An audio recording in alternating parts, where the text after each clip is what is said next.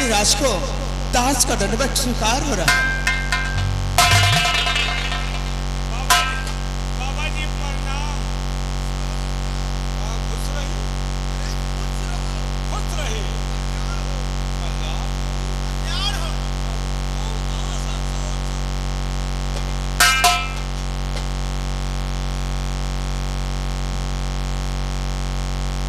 बेटी तुलसी,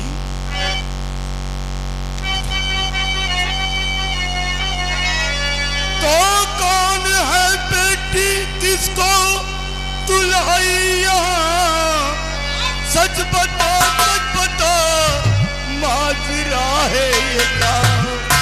इतना खामोश होकर भाई खड़ा सामने, इसकी हालात में बेटी का रस आ रहा।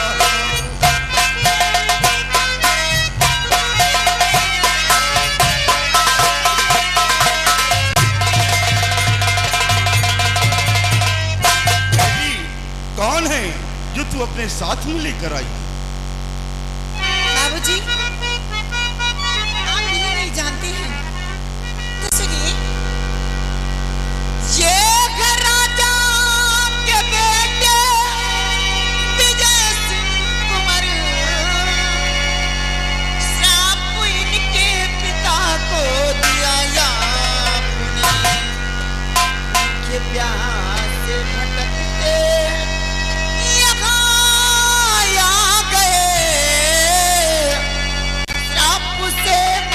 कर दो ये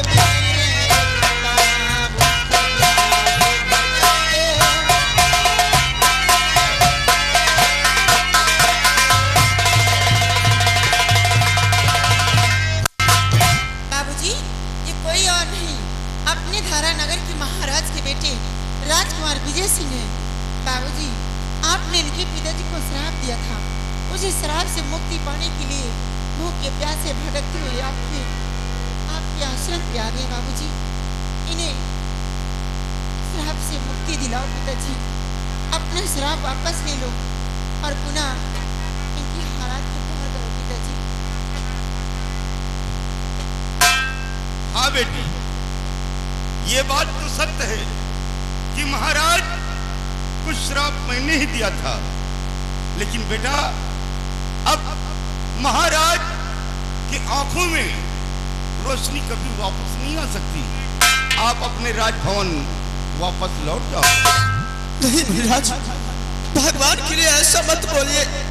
मैं आपके पास बहुत बड़ी उम्मीद लेके आया हूँ और मेरी उम्मीदों को नाकाम मत होने दीजिएगा।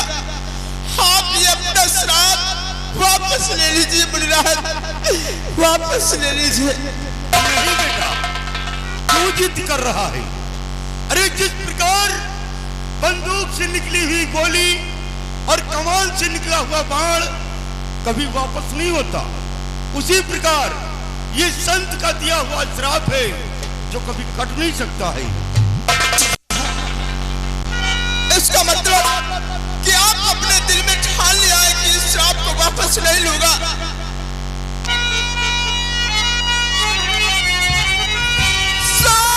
वापस करना लिया आपने, श्राप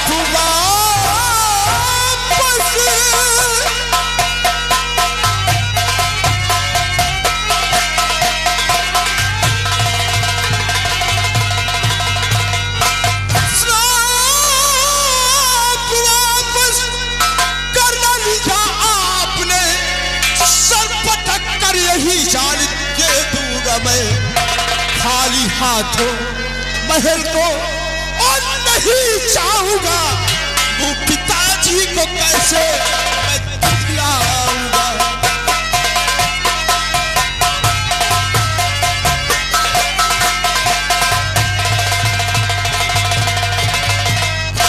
ठीक है मुनिराज, अगर आपने अपने दिल के अंदर ठान लिया है कि मैं ये श्राप नहीं लूंगा तो बिल्कुल मत लीजिए, लेकिन ये राजकुमार विजय अपने दिल में ये प्रतिज्ञा कर चुका है कि खाली हाथों अपने महल को नहीं जाऊंगा।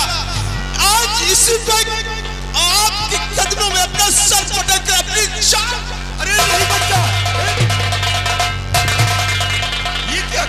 बच्चा? अरे पीछे आज मौत है। किसके पीछे बच्चा? आपा के पीछे। एक कुटी पर एक नहीं। अरे नहीं बच्चा, ऐसी भूल कभी मत करना, क्योंकि अगर आप लोग हमारे आश्रम पे अपनी जान दे देंगे तो मुझे बहुत बड़ा पाप होगा बेटा। हमारी मांगे पूरी हो तो बड़ी खराब है। बाबूजी, राजकुमार साहब इतना बड़ा प्रतिज्ञा कर चुके हैं कि खाली हाथ में अपने राजमहल वापस नहीं जाऊंगा। बाबूजी, मैं आपसे यही कहना चाहती हूँ कि अगर काश उन्हें कुछ हो गया तो सारे पाप के भागीदार आप बन जाएंगे बाबूजी। इसलिए मैं मानती हूँ अपना शराब वापस नहीं ले सकते हैं, लेकिन महाराज की आंखें ठीक होने का कोई मार्ग, कोई तरकीब तो बता सकते हैं जिससे महाराज की आंखों से फिर से दिखाई देने लगते। बाबूजी, इनकी हालात पे गौर करो।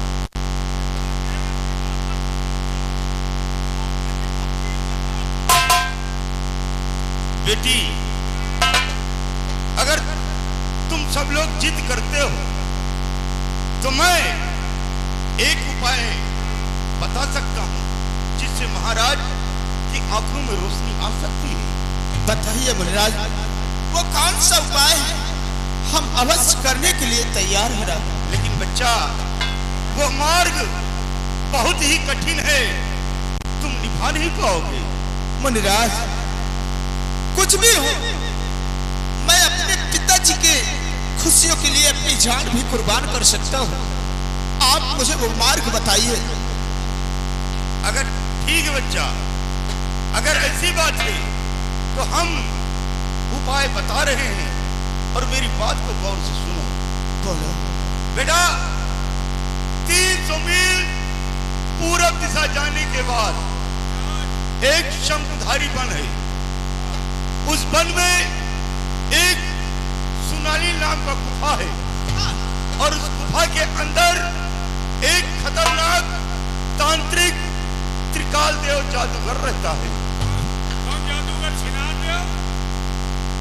त्रिकाल देव बच्चा, छिनार देव। अगर बदजुबानी मुझसे किया तो बच्चा कहीं ऐसा न हो कि हमारे जुबान से कुछ निकल आए और तुम्हारी जिंदगी भी नर्क बन जाए।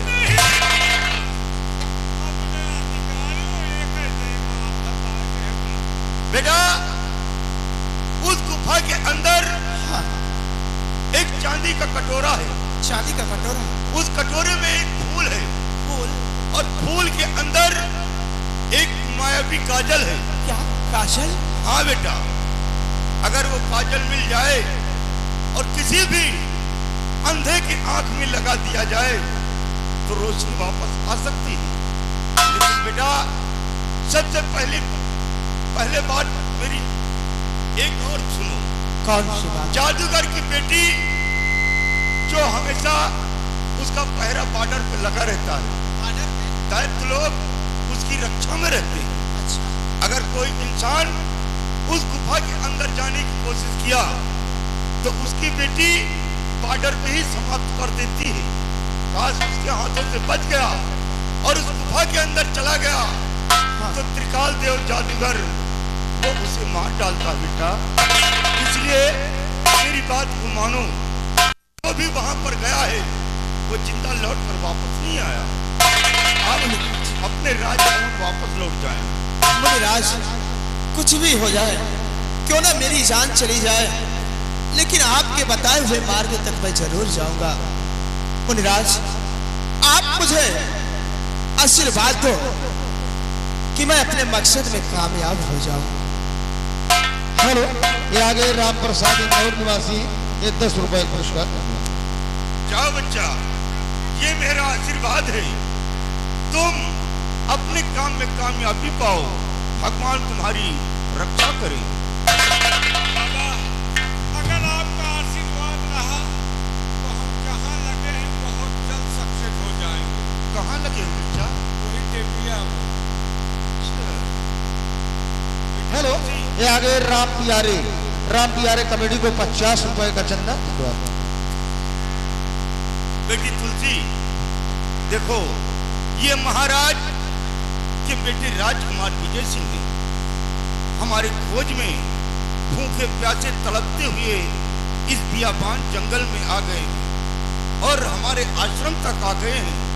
तो हमारा फर्ज है बेटी कि हमारे आश्रम से कोई भूखा न जाए, इन्हें कुछ न कुछ चाय नाश्ता करवा देना, उसके बाद फिर यहाँ से जाने देना।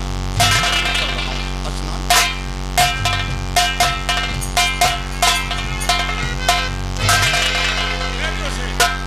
चलो अंडा पराठा बनाओ।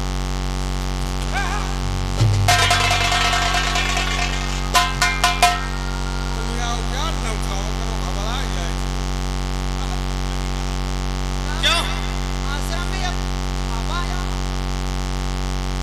सिपाही, ये अंडा पराठा कब से खाने लगा तू?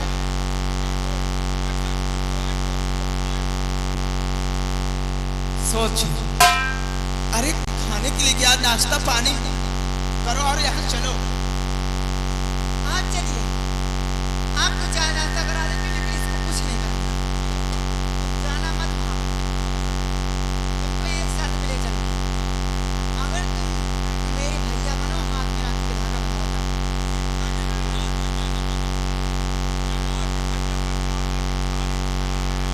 सिपाही इधर आओ। तुलसी बेचारी कब से तुम्हें भैया भैया भैया रट रही है, और आप हो, आपका फर्ज बनता है कि तुलसी को अपनी बहन स्वीकार करो। अच्छा, थोड़ा खास से दोस्ती करी तो चाय कहाँ जाई? इसका मतलब कि तुलसी को अपनी बहन नहीं स्वीकारता। सरपत खा लियो। तुलसी, आपका बहुत बड़ा एहसान है,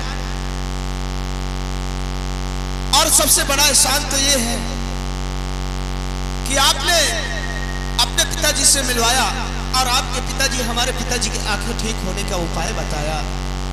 आपका मैं सदा सदा आभारी हूं। तुलसी, आज तो मैं जा रहा हूं, लेकिन जिस वक्त मैं अपने मकसद में कामयाब हो गया और वहां से लौट कर आऊंगा, तो सबसे पहले मुलाकात आपसे करूंगा। और मैं आपको वचन देता हूं, आपसे वादा करता हूं कि जब वहां से लौट कर आ जाऊंगा, तो तुम्हारे लिए कुछ ऐसा करके दिखाऊंगा, मैं कुछ ऐसा करके दिखाऊंगा कि ये दुनिया वाले याद रखेंगे कि राजकुमार विजय अपने मुख से कुछ कह के गया था। जाइए राजकुमार साहब, मैं भगवान से सुबह शाम दुआ करती रहूंगी कि जिस काम के लिए जा रहे हैं उस काम में कामयाबी पाए, बहुत जल्द लौट बस। दोपहर में जरूर दुआ करूंगी, तुम वहां से मर के लौटो।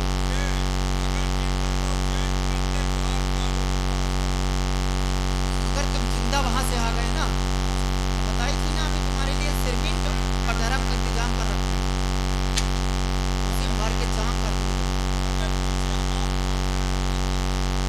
ठीक है तुलसी, आओ चलो।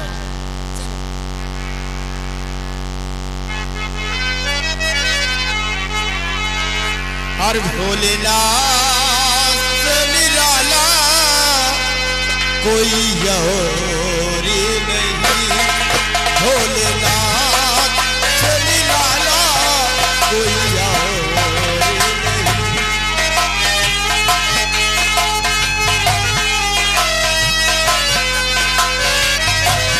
ऐसे डमरू का बजाने वाला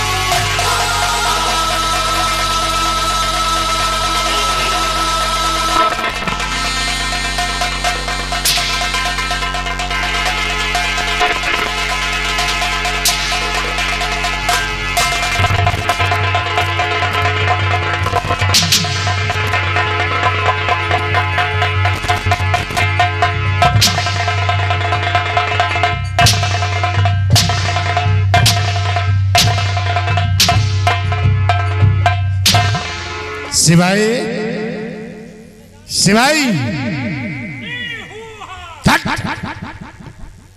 ये क्या है रे? जल्दी बाहर निकल हूँ हाँ हम लागे तुम्हार भूख हाँ। एक घंटा खाली गाल पे रख दिया तो छट्टी का दूध निकल कर बाहर आ जाएगा। हम छट्टी के दूध कहाँ पिया है?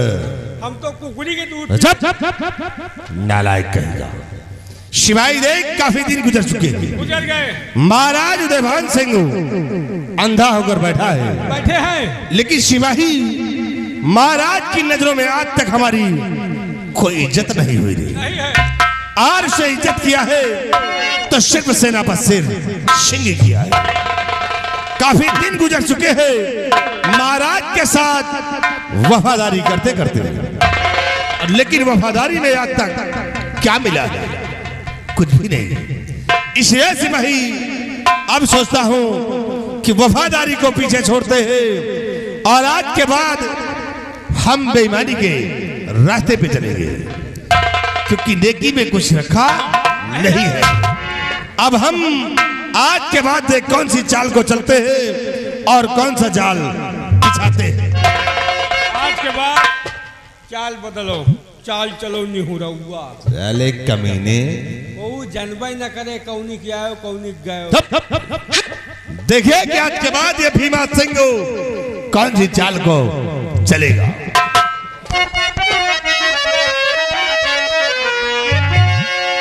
तो इस पद पे तैनात हुए गुजरे 12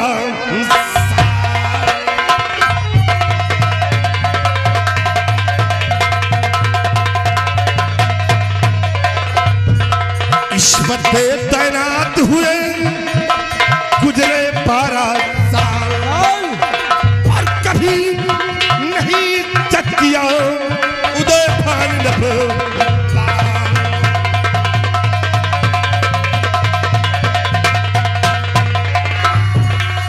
कभी नहीं चट किया उदयभान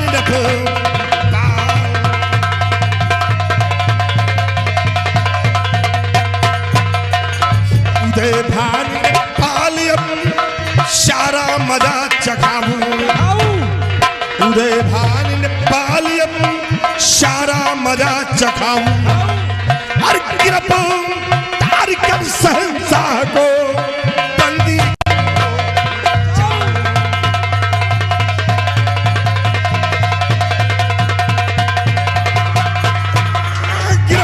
गिरफ्तार कर शहंशाह को बंदी घर हो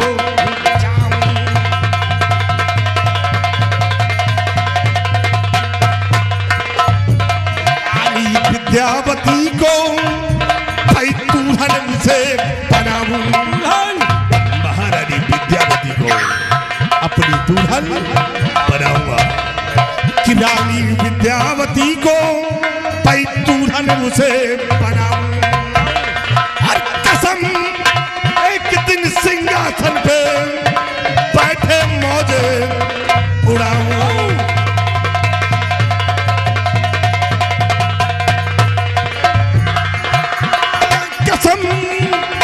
एक दिन सिंहासन पे बैठे मौजे उड़ाऊं।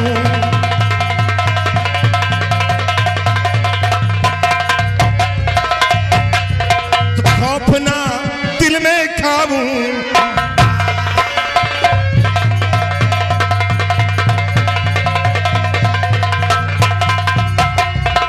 खौफ ना दिल में खाऊं और संत को चाय मिटाऊं।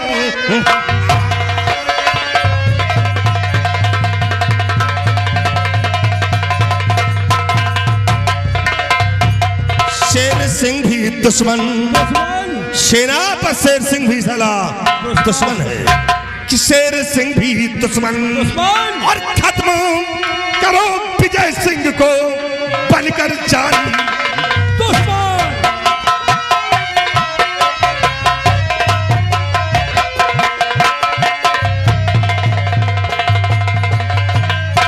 सिपाही राजकुमार विजय सिंह गया है बाबा की तलाश में और बाबा मिल गया, मिल गए और राजकुमार की बात को मान गया तो महाराज की आंखें ठीक हो सकती है।